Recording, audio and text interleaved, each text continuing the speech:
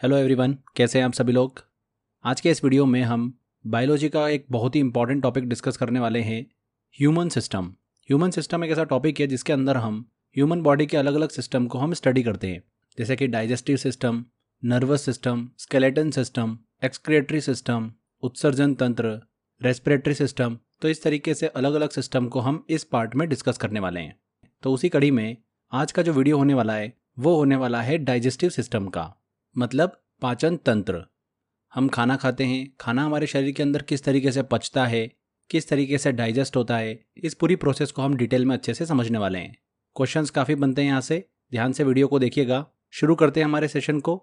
सबसे पहले हम समझते हैं कि डाइजेस्टिव सिस्टम होता क्या है। तो हम मनुष्यों को बॉडी को एनर्जी देने के लिए क्या करना पड़ता है? खाना खाना पड़ता है, खाने की ज़रूरत होती है। तो हम क्या करते हैं? भोजन मतलब खाना खाते हैं।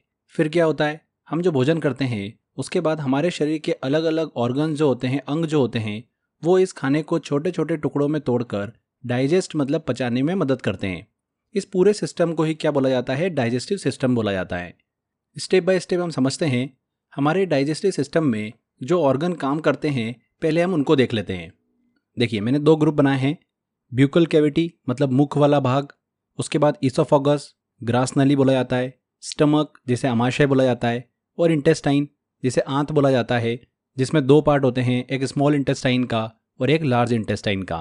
सेकेंड ग्रुप में मैंने रखे हैं सेलेवरी ग्लैंड्स, लीवर मतलब यकृत, और पेनक्रियास जिसे अग्नाशय बोला जाता है हिंदी में।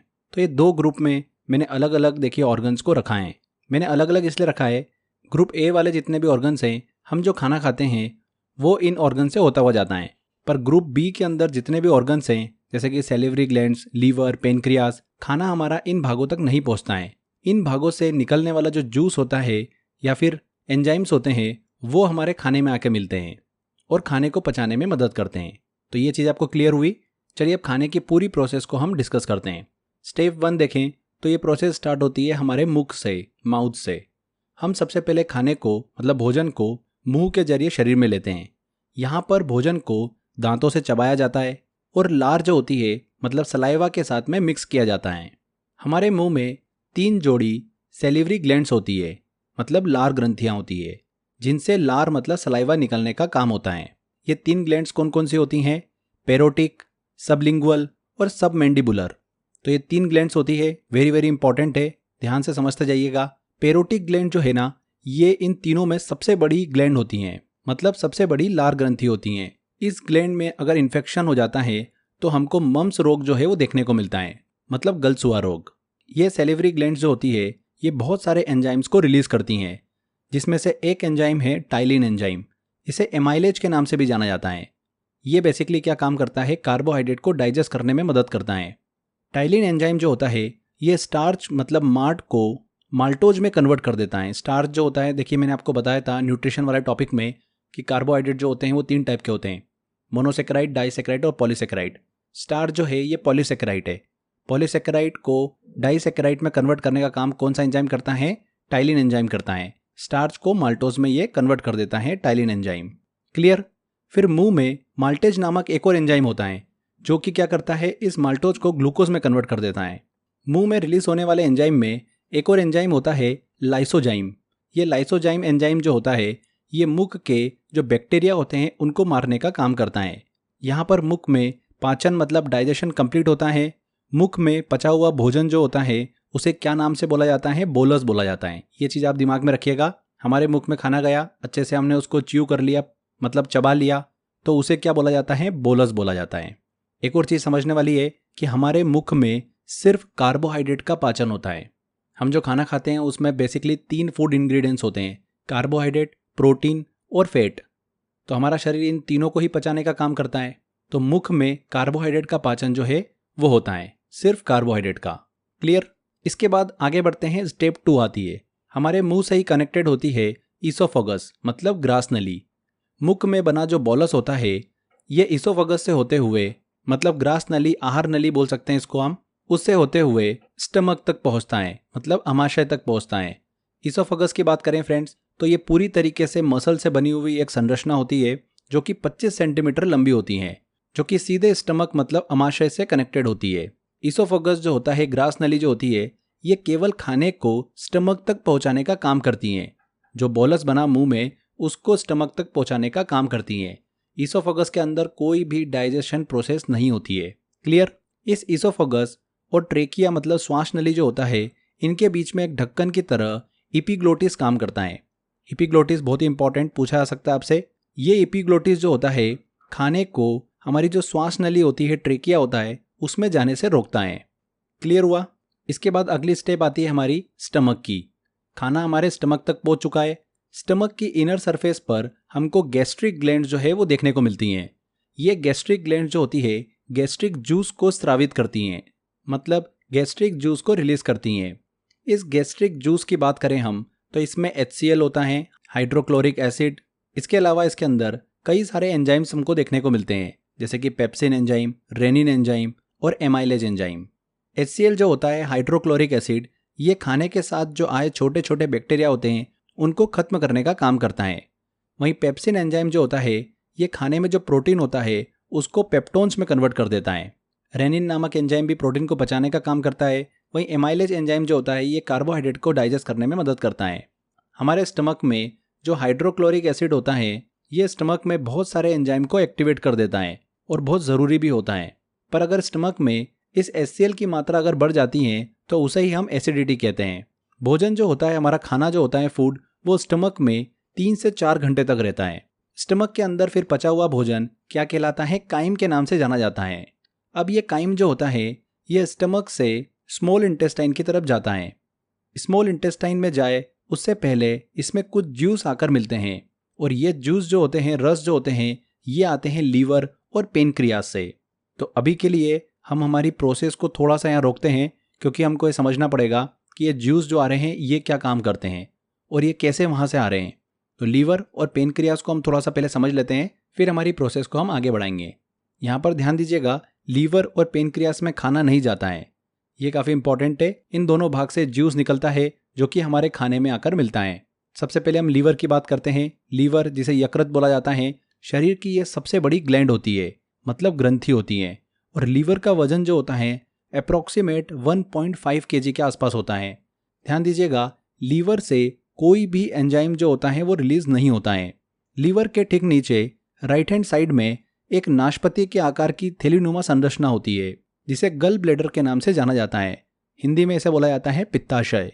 हमारा लीवर जिन सेल से, मतलब कोशिका से बना होता है, उसे बोला जाता है हेपेटिक सेल। क्या बोला जाता है? Hepatic cell. इसी के साथ साथ लीवर से एक पीले रंग का पिगमेंट जो है वो निकलता है, जिसे हम बोलते हैं बिलिरुबिन। ये बिलिरुबिन जो होता है ये हमारे रक्त में मिक्स हो जाता है। ये हेपेटिक सेल जो होती है ये ब्लड से बिलिरुबिन को लेकर उसे बाइल जूस में कन्वर्ट कर देती हैं।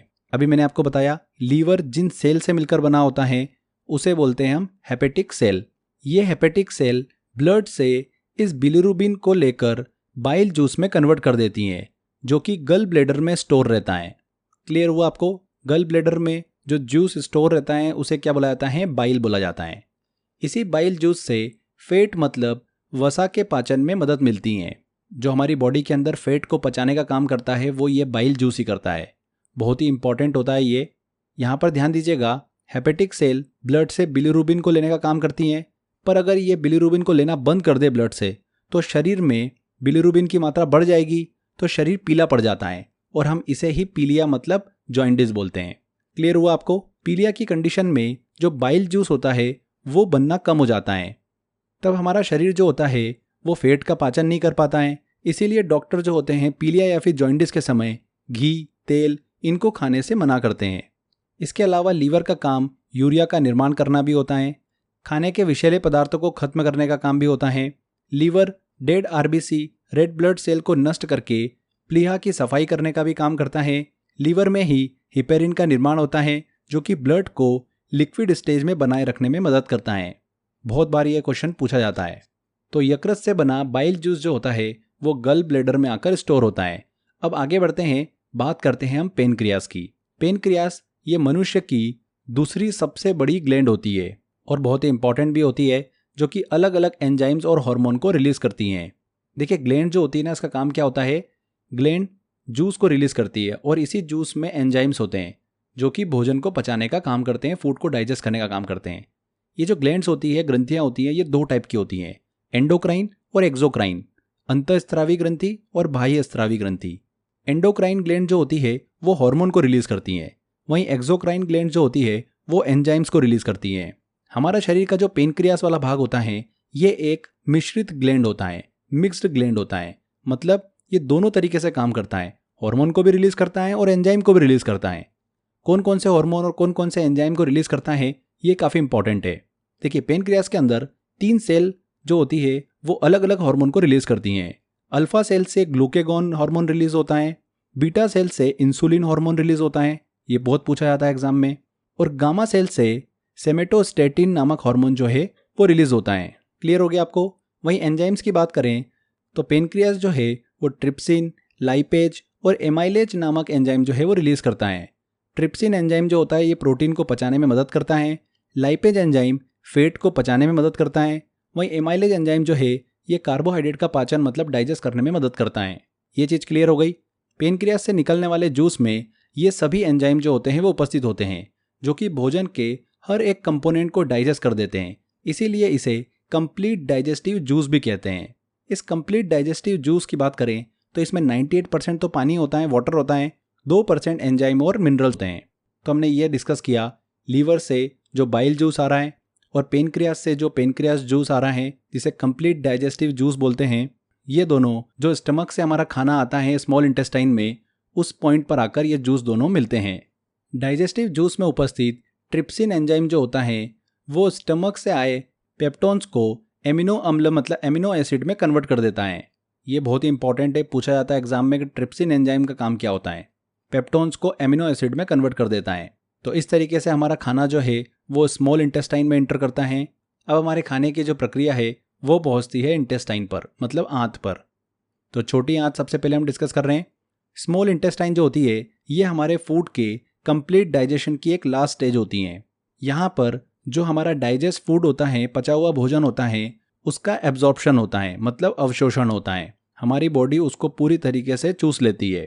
स्मॉल इंटेस्टाइन की बात करें तो ये लार्ज इंटेस्टाइन से बड़ी होती हैं। स्मॉल इंटेस्टाइन की साइज जो होती है वो 18 फीट की होती हैं, वहीं लार्ज इंटेस्टाइन जो अभी आगे हम पढ़ने वाले हैं उसकी साइज 5 फीट की होती हैं।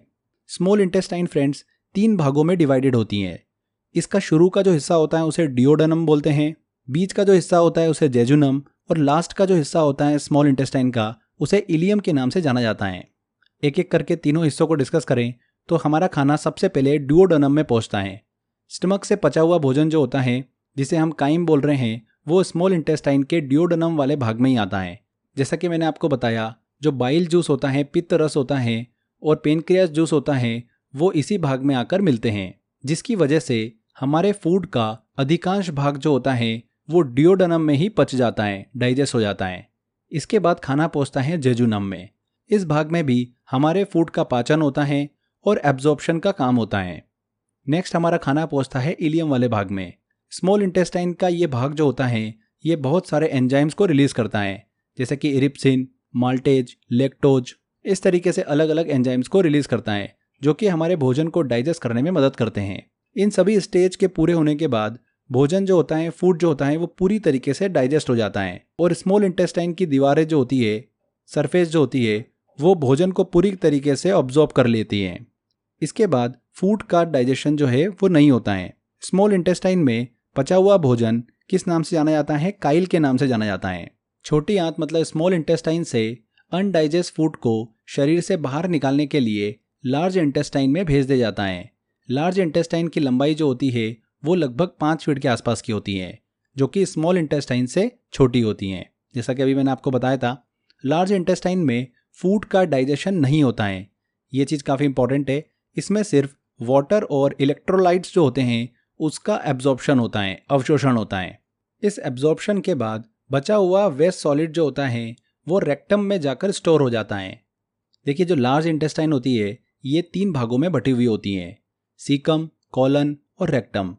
सीकम जो होता है ये स्मॉल इंटेस्टाइन इसी से लार्ज इंटेस्टाइन से कनेक्टेड रहती हैं। अपेंडिक्स इसी का हिस्सा होता है। लार्ज इंटेस्टाइन का मतलब बड़ी आंत का बड़ा हुआ हिस्सा ही अपेंडिक्स कहलाता है। ध्यान दीजिएगा, अपेंडिक्स जो है सेलुलोज के पाचन में मदद करती हैं। ये घास खाने वाले जानवर जो होते हैं उनमें पाई जाती हैं। ये मनुष्यों में एक वेस्टिजियल ऑर्गन है। वेस्टिजियल ऑर्गन का मतलब होता है वे अंग जो हमारे पूर्वजों में कार्यरत थे लेकिन अब हमारी जीवन शैली में इनका कोई भी महत्वपूर्ण कार्य नहीं है। तो अपेंडिक्स जो है ये उसी तरीके का एक वेस्टिजियल ऑर्गन है जिसका हमारी बॉडी में कोई भी काम नहीं होता है। क्लियर? लार्ज इंटेस्टाइन का दूसरा भाग होता है कॉलन। यह हिस्सा भोजन से जल और मिनरल्स का अब्जॉर्प्शन करने का काम करता है। एंड तीसरा हिस्सा होता है लार्ज इंटेस्टाइन का रेक्टम, जहां पर शरीर से बाहर जाने वाला वेस्ट सॉलिड जो है वो जमा होता है। इसी रेक्टम से एनएस जो है मतलब मलाशय कनेक्टेड होता है। ये वो भाग होता है जो बड़ी आंत के अंतिम भाग रेक्टम से जुड़ा हुआ होता है, जिससे वेस्ट सॉलिड जो है वो शरीर से बाहर चला जाता है। तो इस तरीके से हमारी बॉडी की पूरी डाइजेशन की जो प्रोसेस है वो कंप्लीट होती है। आई होप आपको अच्छे समझ में आ गया होगा। बहुत ही सिंपल तरीके से हमने इसको समझा है। देखिए हमारी प्रोसेस जो स्टार्ट होती है मुंह से। सबसे पहले हम खाने को मुंह में लेते हैं और हमारे दांतों के द्वारा खाने को च्यू किया जाता है, चबाया जाता है। तो यहाँ पर जो दांत होते हैं उनसे रिलेटेड भी काफ़ी इंपॉर्टेंट इन्फॉर्मेशन है जो कि आपको पता होना चाहिए। एग्जाम में आजकल पूछी जा रही है, जल्दी से हम इसको कवर करते हैं। ह्यूमन बॉडी में जो दांत होते हैं वो कैल्शियम फॉस्फेट के बने होते हैं। दांत मतलब टीथ की जो स्टडी होती है उसको ओडोंटोलॉजी कहा जाता है। क्या कहा जाता है? ओडोंटोलॉजी। ह्यूमन बॉडी में दांतों की दो स्टेज हमको देखने को मिलती हैं। एक होती है प्राइमरी स्टेज और दूसरी होती है सेकेंडरी स्टेज। प्राइमरी टीथ और सेकेंडरी टीथ। प्राइमरी टीथ को दूध के दांत भी बोलते हैं, मतलब अस्थायी दांत। बचपन में ये आते हैं, फिर ये बाद में टूट जाते हैं और फिर आते हैं परमानेंट टीथ, जिसे सेकेंडरी टीथ बोलते हैं। तो प्राइमरी टीथ की जो संख्या होती है बॉडी के अंदर वो होती है 20। कितनी होती है? 20। और ये 13 से 15 वर्ष की आयु तक ही रहते हैं। सेकेंडरी टीथ, परमानेंट टीथ की बात करें तो ह्यूमन बॉडी में इनकी संख्या 32 होती है। अब यहाँ पर देखिए फ्रेंड्स, जो प्राइमरी टीथ होते हैं और सेकेंडरी टीथ होते हैं, इनका डेंटल फार्मूला जो है वो एग्जाम में पूछ ले जाता है। तो प्राइमरी टीथ का डेंटल फार्मूला जो होता है, दंत सूत्र, वो होता है 2102। ये क्या होता है अभी मैं आपको समझाने वाला हूँ। वहीं परमानेंट टीथ मतलब सेकेंडरी टीथ का जो डेंटल फार्मूला होता है वो होता है 2123। चलिए इस डेंटल फार्मूले को हम समझते हैं। देखिए यहाँ पर आपको हमारे मुंह में जो टीथ होते हैं उनका एक डायग्राम दिख रहा होगा, प्राइमरी टीथ और सेकेंडरी टीथ। यहाँ पर देखिए फ्रेंड्स, जो हमारा मुंह होता है वो बेसिकली 4 हिस्सों में डिवाइडेड होता है। ऊपर वाला जो जबड़ा होता है वो 2 भागों में बटा होता है और नीचे वाला जबड़ा भी 2 भागों में बटा हुआ होता है। तो इस तरीके से 4 भागों में हमारा मुंह जो है वो बटा हुआ होता है। अब यहाँ पर ग्रीन कलर के जो आपको टीथ दिख रहे हैं इन्हें बोला जाता है इंसाइसर्स। ऑरेंज कलर के जो टीथ दिख रहे हैं आपको इन्हें बोला जाता है केनाइन। येलो कलर के जो टीथ होते हैं ये होते हैं प्रीमोलर्स। और ब्लू कलर के जो टीथ दिख रहे हैं इन्हें बोला जाता है मोलर्स, मतलब दाढ़ के रूप में भी इन्हें जाना जाता है। प्राइमरी टीथ जब आते हैं बच्चों में तो वहाँ पर प्रीमोलर दांत जो होते हैं, टीथ जो होते हैं, वो नहीं देखने को मिलते हैं। अब यहाँ पर हम एक हिस्से के जो टीथ होते हैं उनको कैलकुलेट करते हैं, उसी से हमारा डेंटल फार्मूला बनता है। प्राइमरी टीथ में जैसे हम डिस्कस करें तो एक हिस्से में आप देखेंगे तो यहाँ पर 2 इंसाइसर्स हैं, एक केनाइन है, 0 प्रीमोलर टीथ हैं और 2 मोलर टीथ हैं। तो इस तरीके से फार्मूला बना 2102। उसी तरीके से सेकेंडरी टीथ वाले में बात करें, 2 इंसाइसर्स होते हैं, एक केनाइन होता है, 2 प्रीमोलर टीथ होते हैं और 3 मोलर टीथ होते हैं।